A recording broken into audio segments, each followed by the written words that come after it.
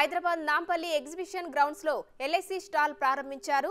Zonal manager LK Shyam Sundar stall ప్రారంభించిన అనంతరం LIC అందిస్తున్న సేవల గురించి వివరించారు. ఎగ్జిబిషన్ లో స్టాల్ ఏర్పాటు చేయడంపై సంతోషాన్ని వ్యక్తం చేశారు. ఈ కార్యక్రమంలో సీనియర్ అధికారులు థామస్, రామయ్య, రాజీవ్ బిస్వాస్, మధుసూదన్, సుధాకర్, సునందన్ ఇతరులు పాల్గొన్నారు.